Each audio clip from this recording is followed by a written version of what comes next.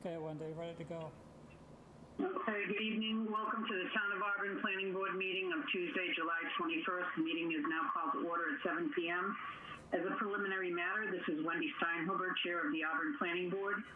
Permit me to confirm that all members and persons anticipated on the agenda are present and can hear me. John Regan? John Regan? Yes, I can hear you. Thank you. Ron Brooks? Scott Wren? I can hear you. Nick Lynch? I can hear you. E. Chambers? Can hear you. Okay, Town Clerk Adam? Yes. Rachel Pressy? I can hear you. Great. Darlene Coyle? I can hear you, Wendy. Thank you. Good evening. This open meeting of the Town of Auburn Planning Board of Tuesday, July 21st, 2020, now called to order at 7 p.m. This meeting is being conducted remotely, consistent with Governor Baker's executive order of March 12, 2020, due to the current state of emergency in the Commonwealth due to the outbreak of the COVID-19 virus. In order to mitigate the transmission of the COVID-19 virus, we have been advised and directed by the Commonwealth to suspend public gatherings, and as such, the governor's orders suspends the requirement of the open meeting law to have all meetings in a publicly accessible physical location. Further, all members of public bodies are allowed and encouraged to participate remotely. The order, which you can find posted with agenda materials for this meeting on the town's website,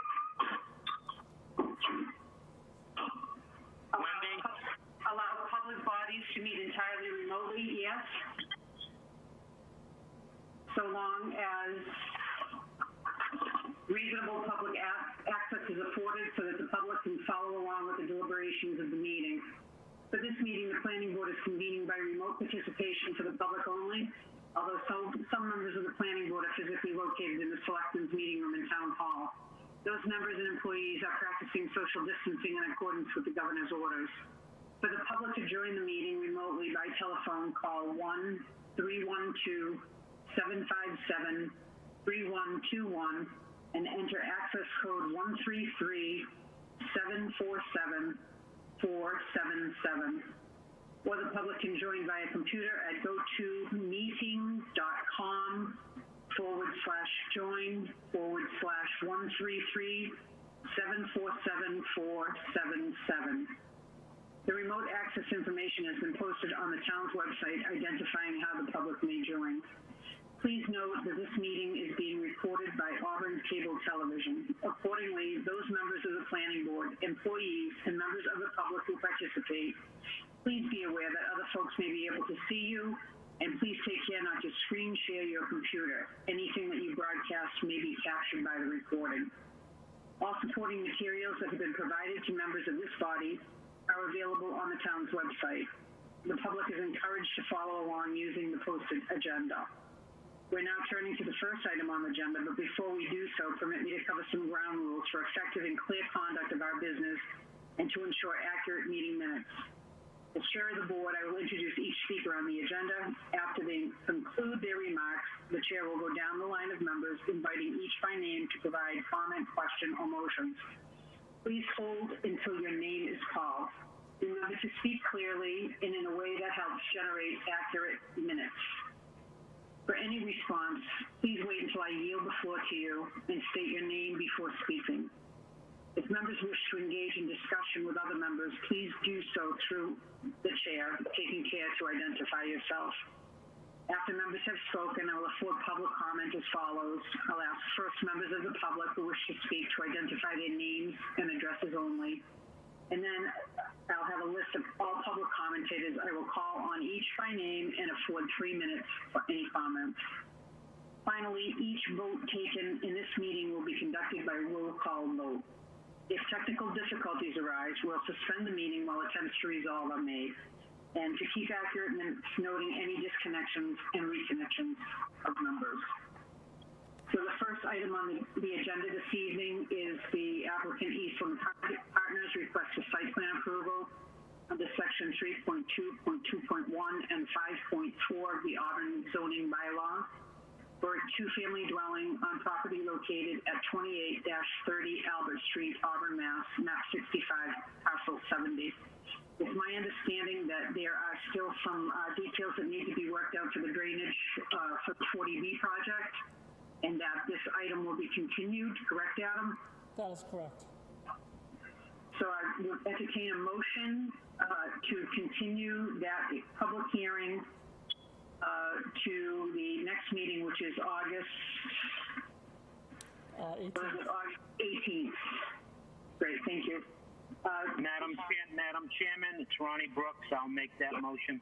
Okay, thank you. Mr. Brooks has made the motion. Is there a second?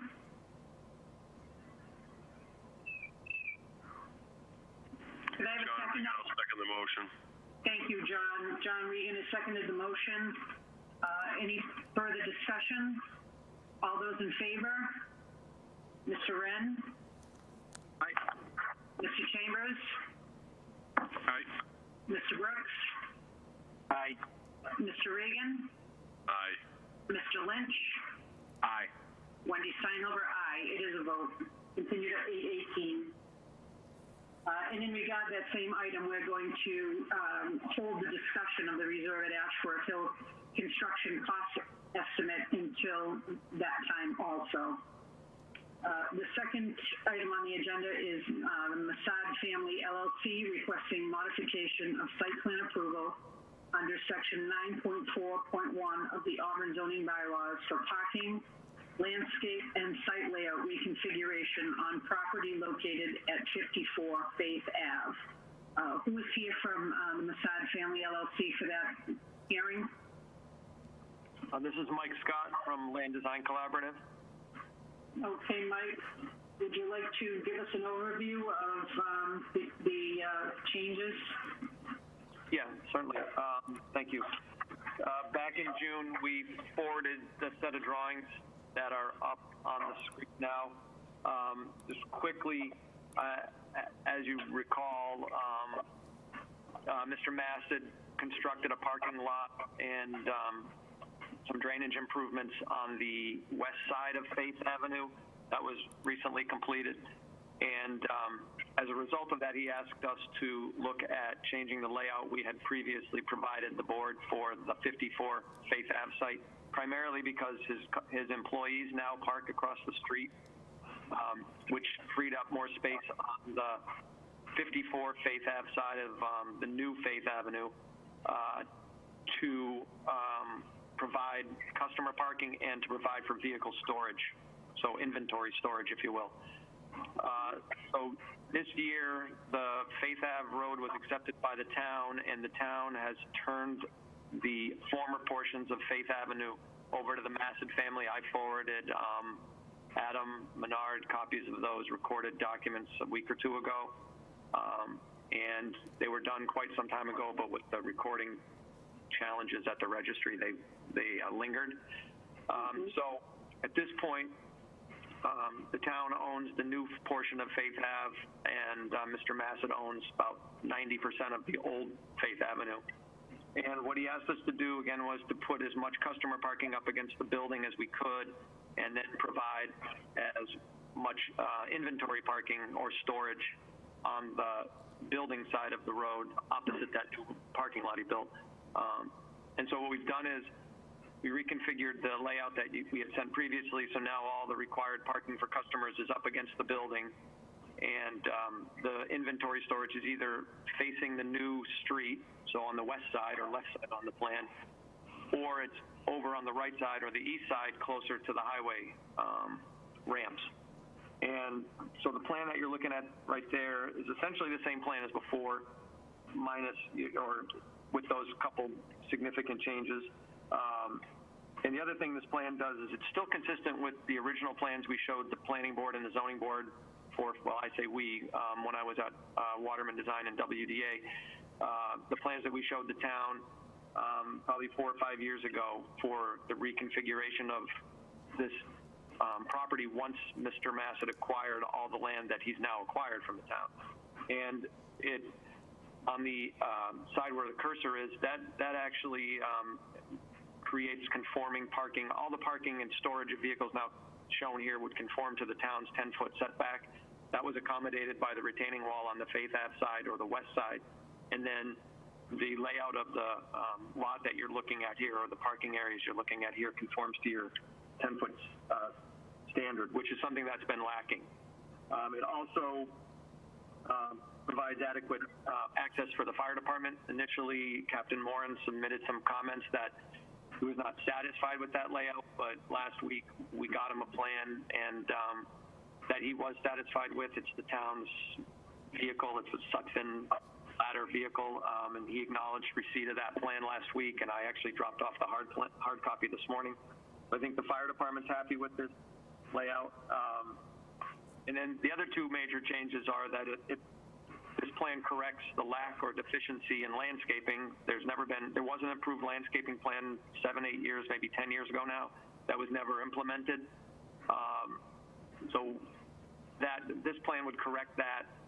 It provides the island trees, it provides the plantings where required, and it also corrects the deficiency in the accessible access to the building. Presently, there are insufficient accessible spaces. This plan provides spaces near the two public entrances to the building, both on the south side of the building, so at the bottom middle of the building, and then in the southwest corner where the parts entrance and the cafe is, there's two spaces there. So in general, we think this plan brings the site into conformance with the earlier approvals by the zoning board, earlier approvals by the Conservation Commission, and earlier even approvals by the planning board relative to landscaping and the accessibility and the other components that had never been constructed. And it essentially, again, brings it into the 80% impervious range, where prior to the acquisition of all the additional land and removal of pavement shown on this plan, the lot was over the 80% allowed in this district because it is a groundwater district. So, I think we've tried to capture everything that has come up through the years, and it's been a lot of years. And I'd like to think that this plan is adequate. It's certainly adequate for Mr. Massett's needs. There was a delay. He wanted us to change the parking layout, as I mentioned, but we still incorporated everything that the town needs to see on this plan. Okay, great. I'll ask each one of the planning board members if they have any comments, questions. We'll start with John Regan. I kind of lost my place. Yeah, I kind of lost my place on the plan, but there's an area near the building that shows the parking spaces being 18 and a half feet long, which is what it's supposed to be. And then, because you keep moving the plan around, up by the right-hand corner of the building where it says vehicle storage striping, after the first 3 parking spaces at 18 and a half, the next one says 16.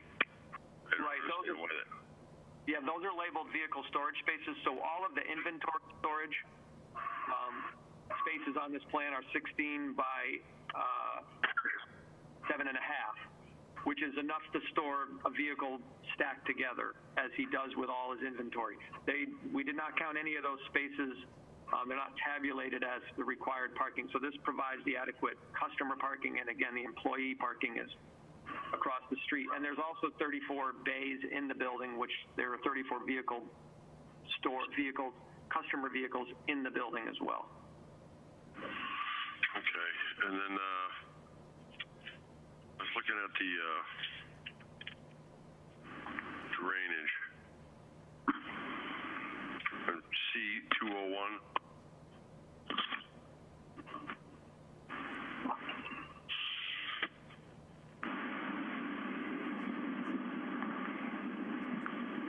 You can bring that up, C201.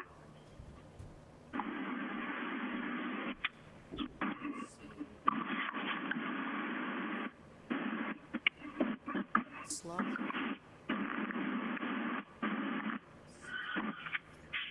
That's the plan. Okay, so everything on the right-hand side here, where it says, it's hard to read. It's so small.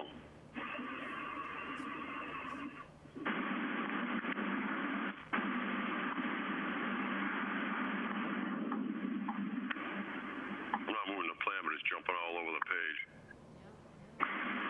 Who's moving the plan? On the Somebody.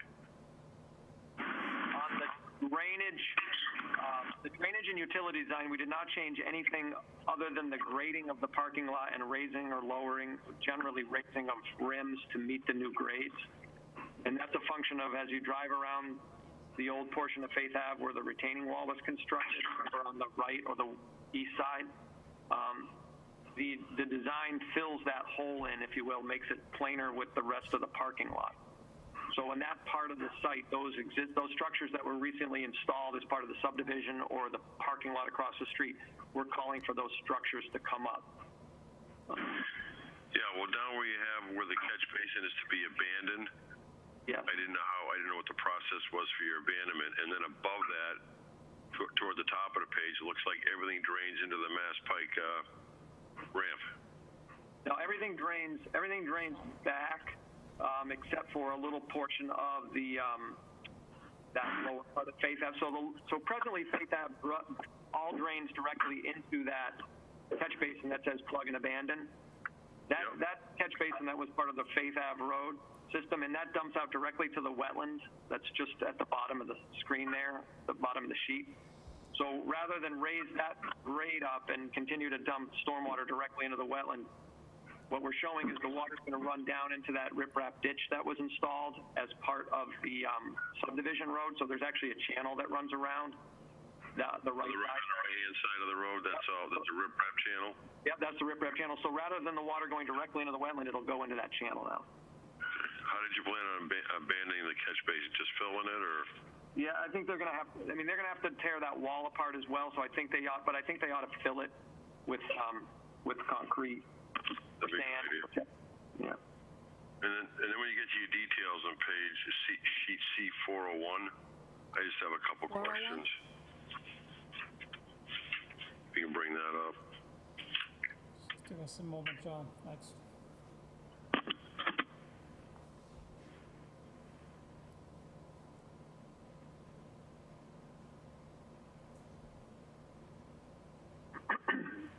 Okay. Darling. 401. Okay. That's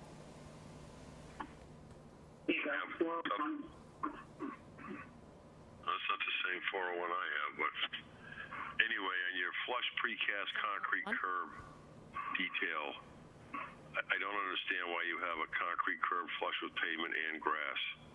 So those are the areas where the pavement needs to be removed for the landscaping, so that because the lot is over on the impervious, the idea is to cut out portions of the pavement, and then rather than just have pavement ending at lawn, we're calling, like a soldier course on a paver stone, something to provide a demarcation, and also so that the pavement doesn't unravel, but also a visual demarcation so that people don't just drive over it. But rather than installing a bunch of new curbs that are above grade and relocating all the drainage that's out there, which would be near impossible, this is the route we went. Okay, and in the detail right below it, you show the bituminous curb going on the top layer. That's generally a no-no. That usually goes on the base layer, and then you put the top layer up against it to lock it in. As soon as you hit that with a plow, it's going to peel right off. Tack coat's not going to hold it in place. Well, yeah, we took this. This is straight out of the Mass DOT catalog, but we can change it. It's for your own good. I mean, it's on your own property, but I mean, as soon as the plow hits that and that's sitting on the top, it's going to peel right off. But if you put it on the base course, you'd be better off. Yeah, we can change that. That's all I have. Okay, thank you. Mr. Brooks, do you have any comments? No. Mr. Wren? Yeah, more of a question, really. The plan, it doesn't appear that the employee parking is satisfactory, and whereas the property next door is really not this property, it's a separate project.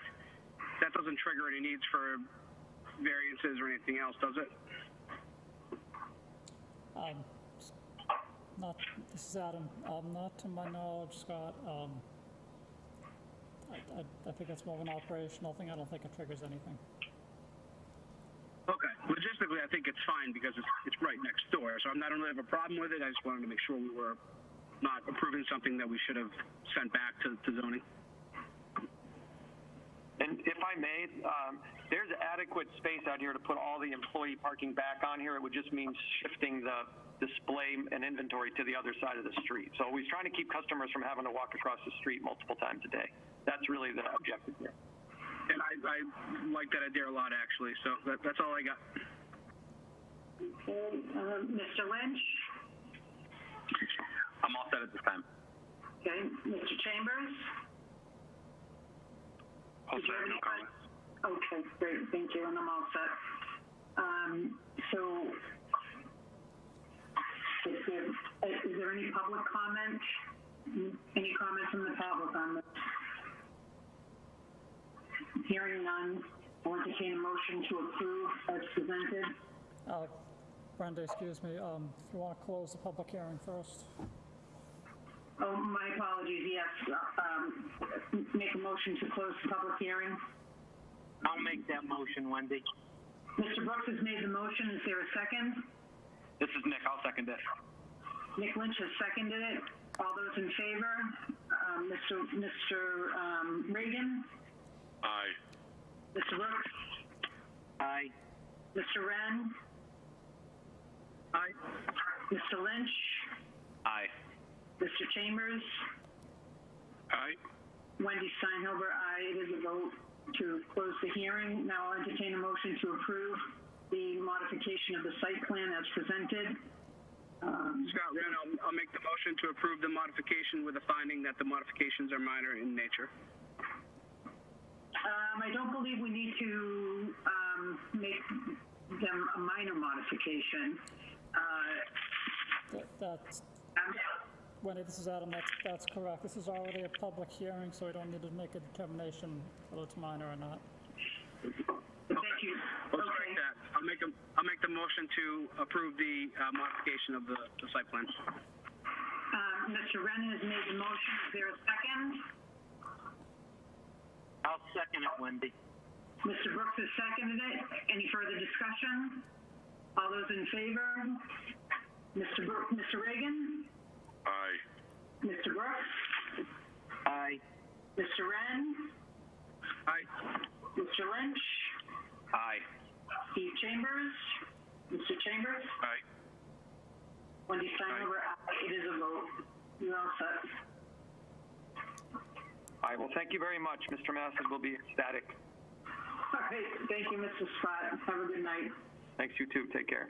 Okay. Applicant SZLL Realty, definitive subdivision plan for 13-lot single-family home development on property located at 178 Hampton Street and 19 Eaton Ave, map 12, parcel 120.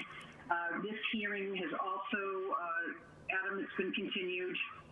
And so I'll entertain a motion to continue the hearing till August 18th.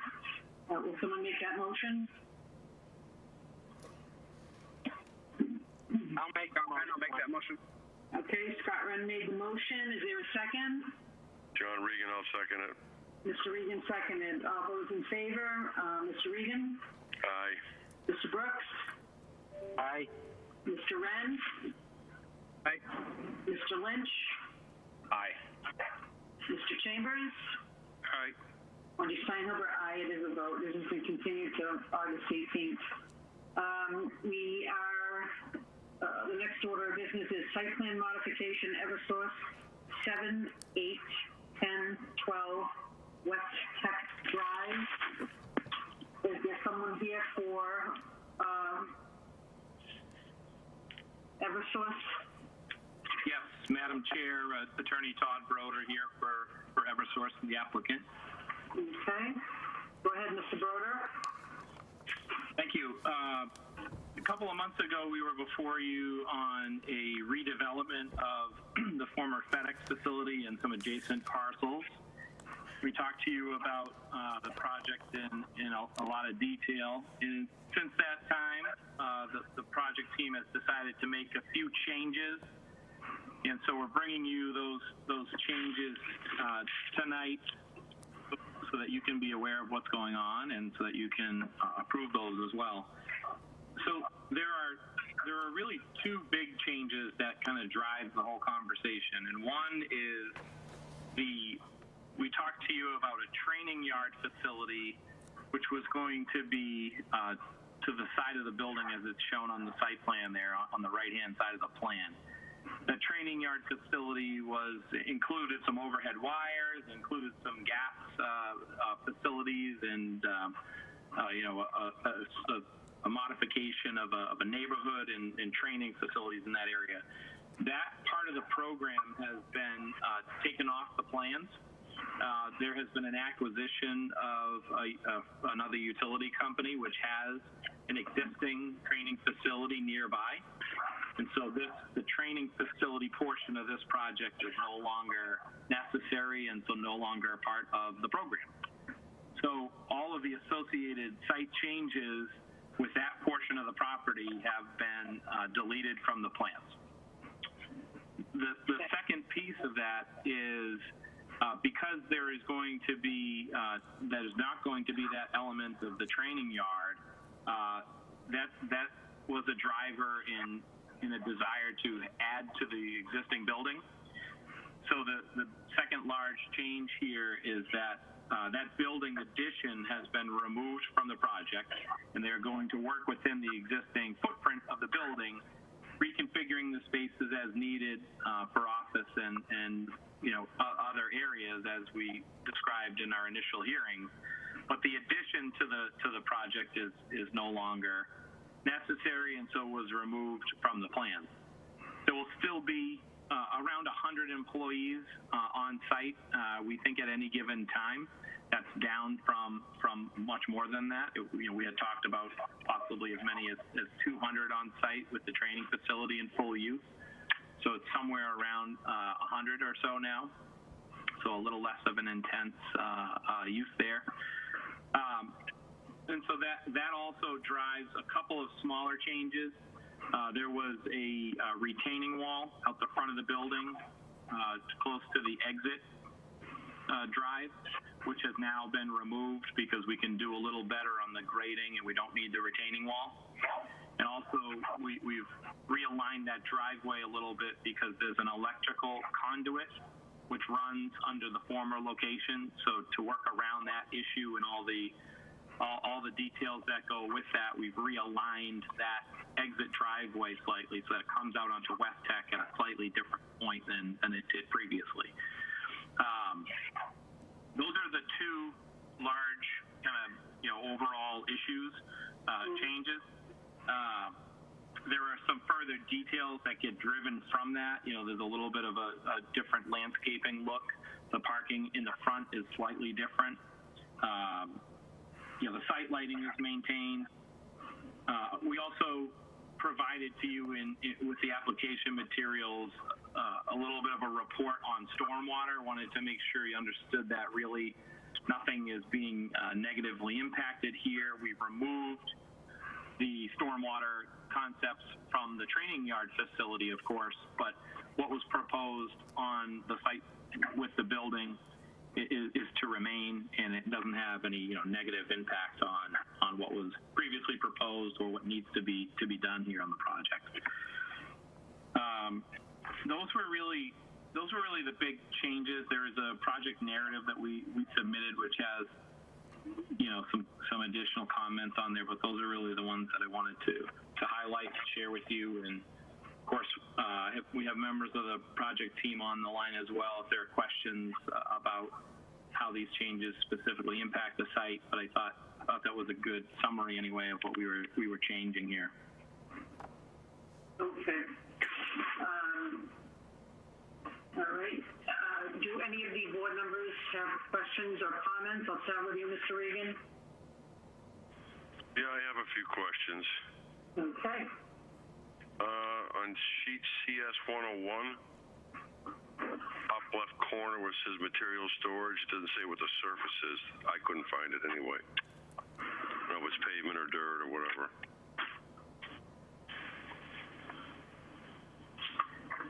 Sorry, John, can you say that again? CS 101. 101. Storage. Top left corner, storage, material storage. Yeah, I can jump in if that's all right. My name is Brian Phillips Langen, the site engineer. It's going to remain as, currently that area is covered in gravel, which will remain. Okay. And then on details, CS 501, on your pavement details, detail 6 and detail 2, I mentioned this the first time you came in. They were supposed to make the changes. The 12 inches of gravel go under the pavement, not 10, not 6, not 8, 12. That's standard. Okay. And then the parking lot stall striping, you don't delineate the width. CS. I don't believe. No, it just says varies. They have to be 9 by 18 if they're parking for cars or employees. CS. Yeah, these spaces are called out as 9 by 18 and a half. Where's that called out? Because on the parking stall striping it says varies. On ES 101, the reason why it says varies is we do have some compact spaces, which are 8.5 by 15. Okay.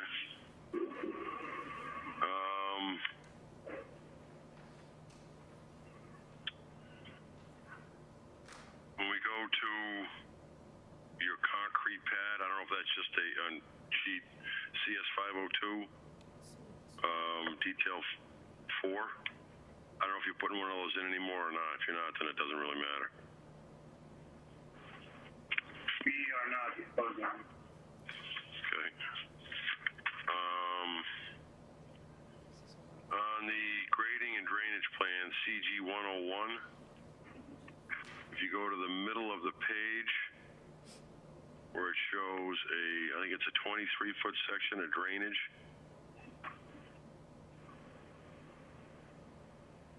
And your slope is 72%.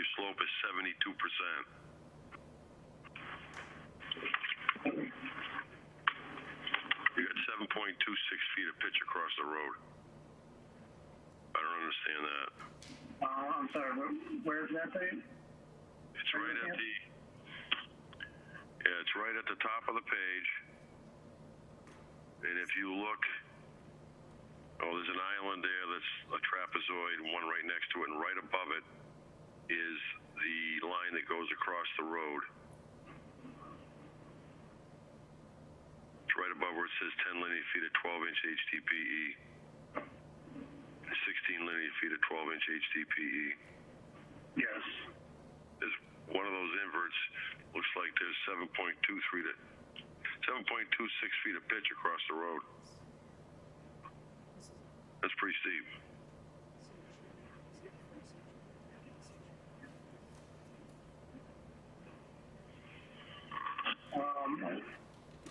We've maintained all the grading from the previous application.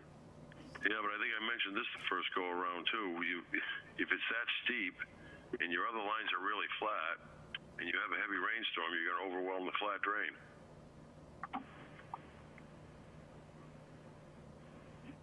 Are you referring to the catch basin 104, CCB 104, 106? I'm trying to see it. It's very difficult to see on a half-size plan. I got a magnifying glass out. The intent was to try to maintain, existing grades in that parking lot. Well, you can maintain the existing grade. You just put a deeper manhole in. Deeper catch pit, flatten it going across. That's a pretty big pitch. That's short a run. And then to the left of that, you have inverts in your drain manholes where your invert in is the same as your invert out. I'm having trouble seeing where the 7% is. What's the number on it, John? What's the number on the sheet? We have about 5% plus, I'm sorry, it's 31.58% slope. And it's actually 7.26 feet of pitch across the road. The actual percentage of slope is 31.58. Are we,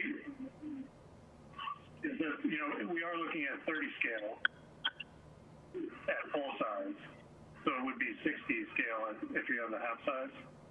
I'm seeing 18 and a half feet between contours. I'm looking at your inverts.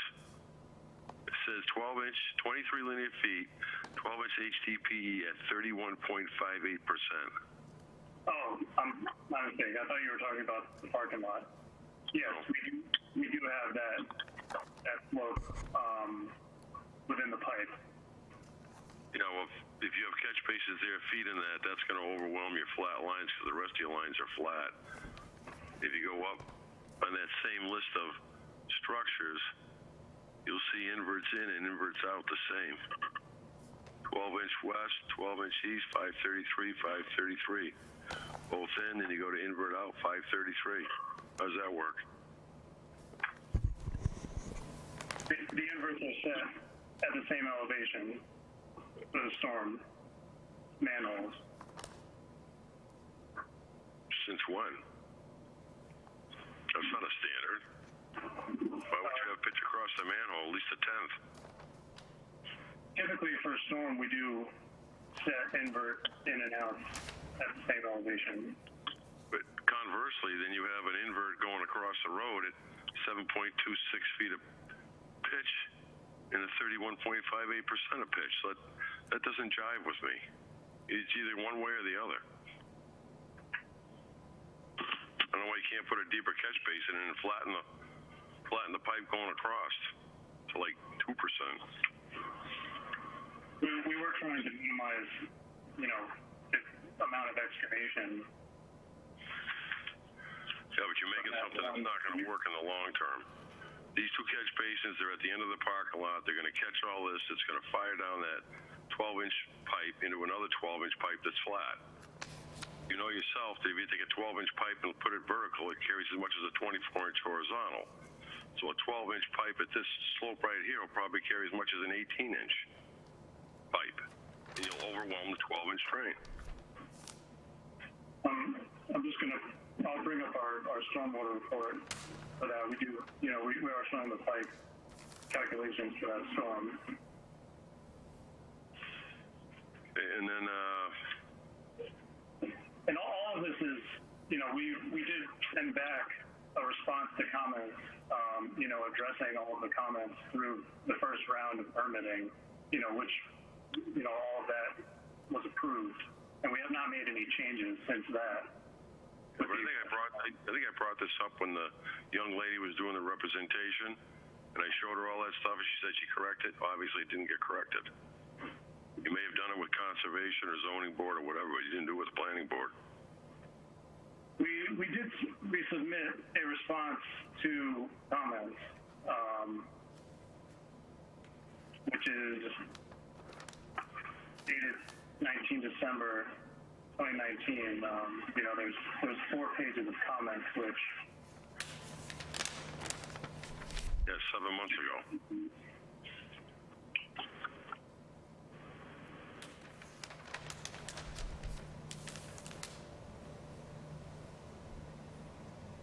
And we'll move along. I want to hold everybody up. On your next detail page of CG 501, you have stairs in a storm manhole, but you don't say what they're made out of. I don't even know if the town allows stairs in storm manholes. That'd be something you have to discuss with Bill Coyle.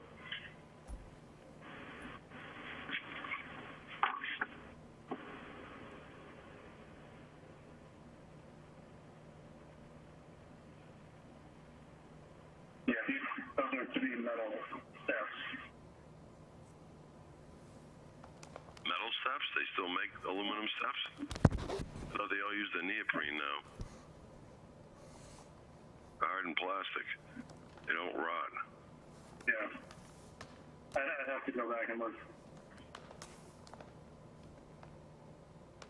And then the storm pipe bedding, generally, if that's PVC pipe, usually buried in stone, you don't go up to the spring line, but I can't tell if that's PVC or RCP.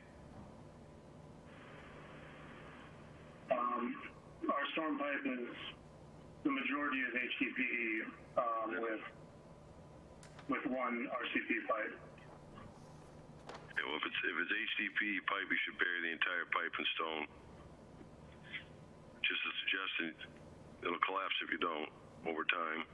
And I noticed you don't put hoods on the catch basins. I didn't know why.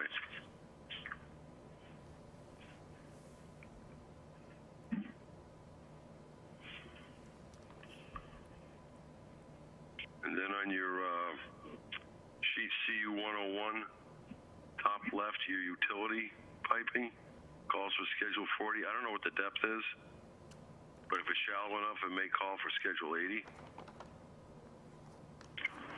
Are we talking about the electric lines? Yeah. Yeah, we're calling for those to be, minimum cover of, I believe, 3.5 feet. Okay. And then,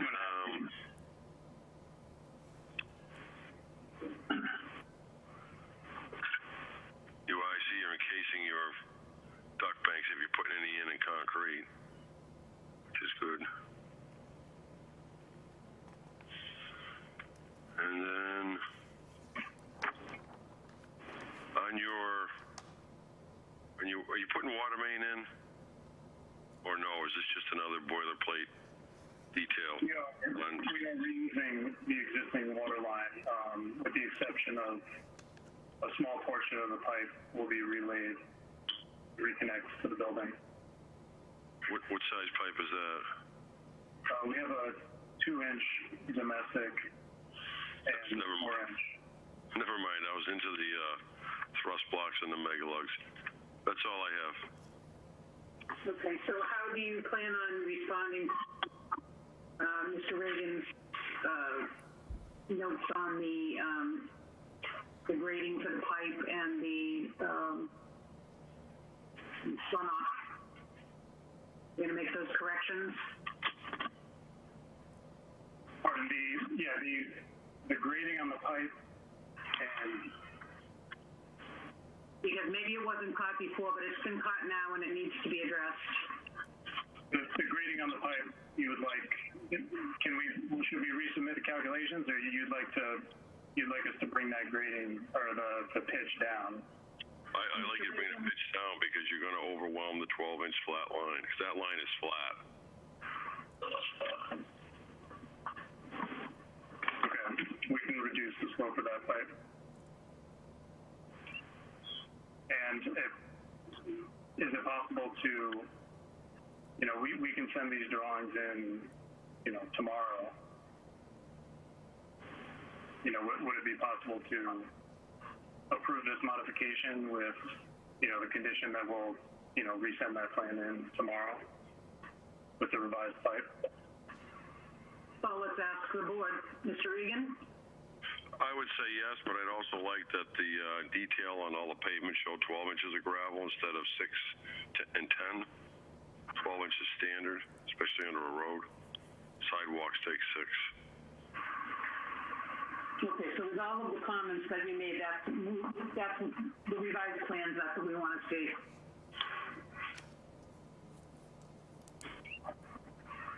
Is that acceptable, Mr. Broder? Oh yeah, sorry, I didn't know if the other board members were going to jump in. Yep, we can provide revised plans in accordance with those comments as a condition of an approval. Mr. Wren? Yeah, that'd be fine. Okay. Mr. Chambers? Yep, that's acceptable. Okay. Mr. Lynch? I'm comfortable with that. Mr. Brooks? I'm okay with it.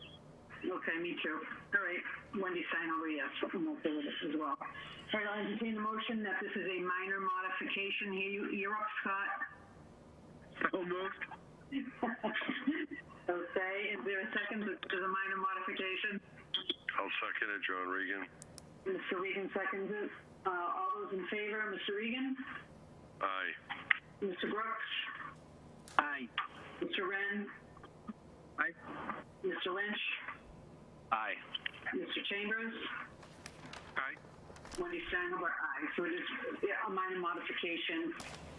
Now, entertain a motion to approve with the conditions that we discussed this evening, and new plans will be provided hopefully as early as tomorrow, as the engineer indicated.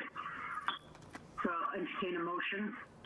Wendy, can we have John restate everything nice and neat in that motion? I just want to make sure that it's all captured, because I think we've seen these before and they weren't all captured. Sure. Mr. Regan, would you mind? Sure. Let me go back to the plans again.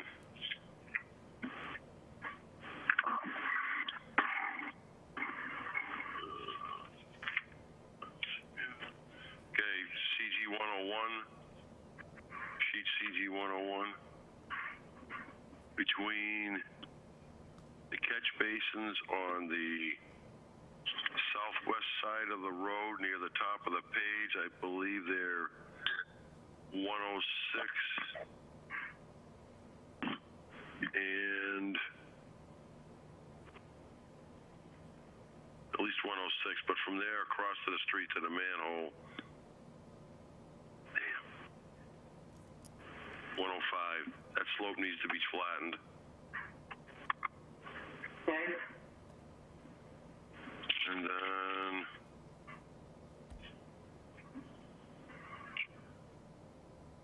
the steps should not be metal in the storm manhole, and CG 501, they should be the plastic steps because they don't rot. Okay. Encase HDPE pipe in 3/4 stone. That's also on that page.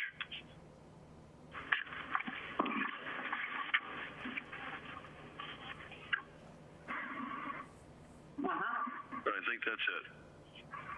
That's it. What about flattening out the, That's the one on the first that was one. the first one? Okay, perfect. That was CG 101. All right, perfect. Okay, so, thank you for that. I'll entertain a motion to approve with conditions.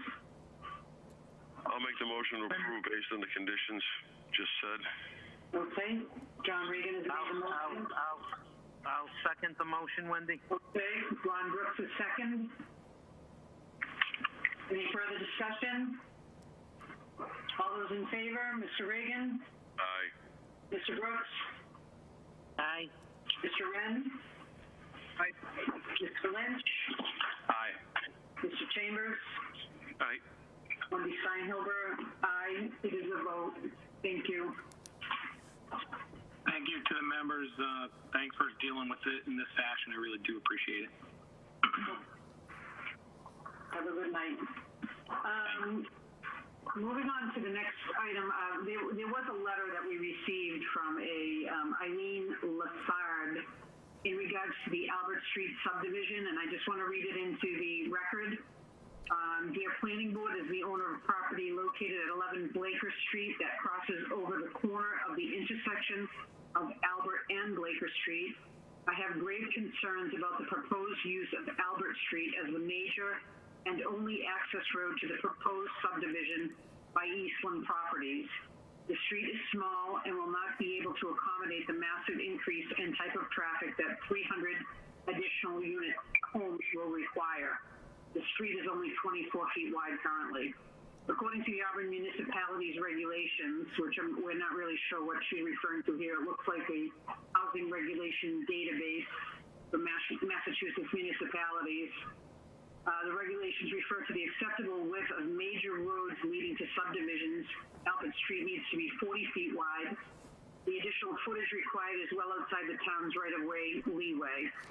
The proposed type of the traffic using the street is to include buses out to Route 20.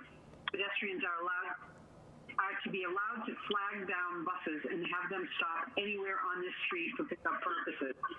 Given that buses are a minimum of 12 feet wide, there will be no room for cars to be able to use that road if buses stopped. There will not be enough clearance even during good weather, not to mention when there is snow lining the street. Currently, two cars can't pass each other in the winter and must pull over into residents' driveways. Blaker Street is even smaller than Albert Street and will not be able to handle traffic trying to use it to bypass any such bottlenecks. Please accept this as a formal complaint to the approval of this proposed subdivision plan. Also, please include it in the minutes of any future meetings regarding this proposal. Thank you, Eileen Lesage. The paper that she, or the information that she references is, as I said, the Housing Regulation Database, Massachusetts Municipalities. Auburn, typical subdivision streets. A major street is a street which, in the opinion of the board, is likely to carry a substantial volume of through traffic. And then it says, what is the minimum road width for typical roads? For a major street, it's 40 feet. What is the minimum width of pavement required for the narrowest type of subdivision road? A major street is 40 feet. So I'm putting it on the record, and we will discuss it further, I guess, when we next hear from Eastland Partners. And finally, this evening, we have the reorganization, and this is where we're going to elect the next chair and vice chair. And I guess we can open up the nomination. Wendy, can I just ask, when you and I did that split, when I think we split Jonathan's term? Yes. I think I did a year and a half, and then you picked up 6 months, and when is your year and a half up?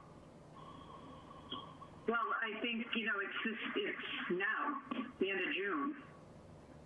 Yeah. Okay, so that would have given you the half of the other 6 months plus a full year. Yes. Okay. All right. Normally we have been rotating. Right.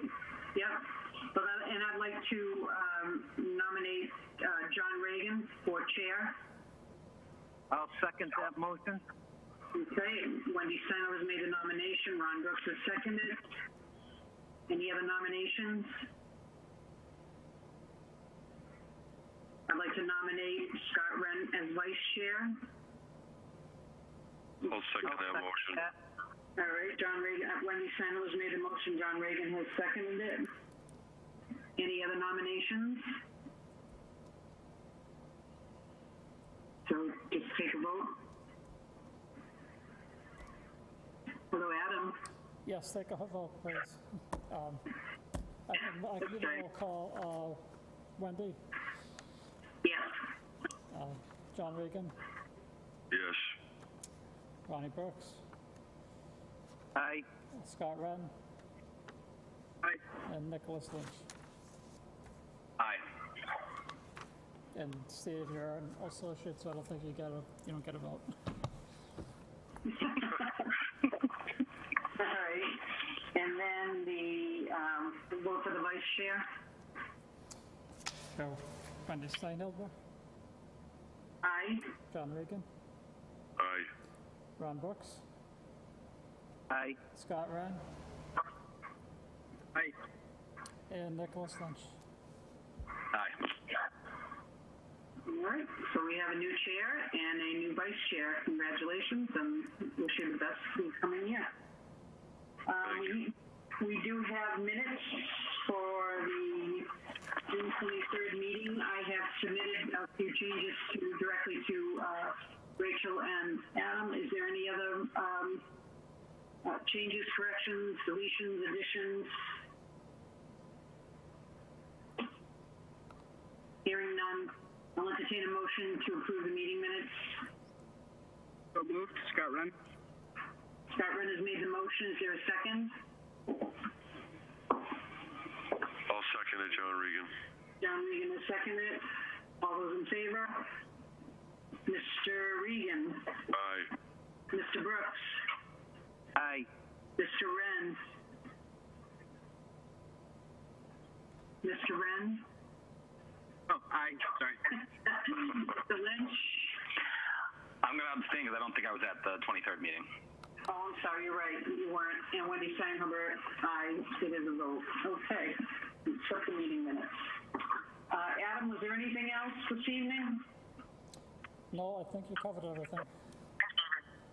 All right, great. Then I'll entertain a motion to adjourn the meeting. This is Nick. I'll make make that motion. I'll second it. Lonnie Brooks has seconded it. All those in favor, Mr. Biggin? Aye. Mr. Brooks? Aye. Mr. Renz? Aye. Mr. Lynch? Aye. Mr. Chambers? Aye. Wendy Steinle, it is a vote. Everyone have a wonderful evening and thank you very much. Thank you, Wendy. Enjoy. Thank you. Thank you, Wendy. Thank you. Fine job. Thank you, Wendy. Thank you. Bye-bye.